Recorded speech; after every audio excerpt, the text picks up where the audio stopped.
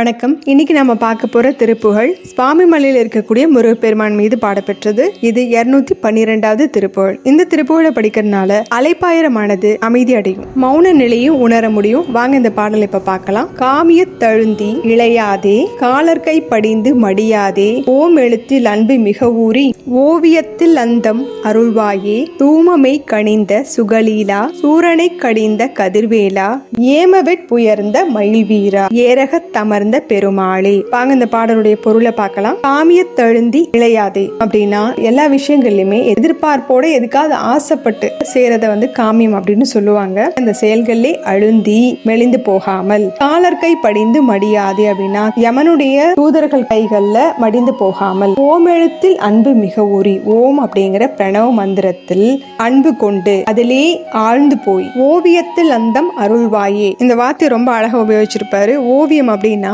தவத்துல உட்காரும் போது ஆடாம அசையாம அப்படியே ஓவியம் மாதிரி உட்கார்ந்துருப்போம் இல்லையா, அதை குறிப்பிட்டு அந்தம் அருள்வாயே. அந்தம் அப்படின்னா முடிவுன்னு அர்த்தம். தவத்துல உட்கார்ந்து இருக்கிறப்போ அதோட முடிவு அப்படின்னா மௌன நிலை, அதாவது மௌன நிலை. ஆடாம அசையாம உட்கார்ந்து மௌன நிலையில நான் இருக்கணும். தூமமை கணிந்த சுகலீலா அப்படின்னா தூமம் அப்படிங்கிறது தூபம் போடுவோம் இல்லையா சாமிக்கெல்லாம், அதை குறிப்பிடுறாரு. முருகனுக்கு வாசனை மிகுந்த புகை அவரோட உடல்ல வீசுமா, அது நிறைந்த சுகலீலா சுகமான லீலைகளை புரியக்கூடியவனே. சூரனை கடிந்த கதிர்வேலா அப்படின்னா சூரனை வதம் செய்த கதிர் போன்ற ஒளி வீசக்கூடிய வேலை உடையவனே.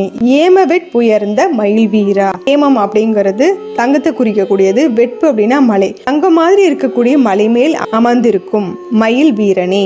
ஏரக தமர்ந்த பெருமாளே. திருவேரகம் அப்படின்னு அழைக்கப்படுற சுவாமி மலையில இருக்கக்கூடிய பெருமாளே.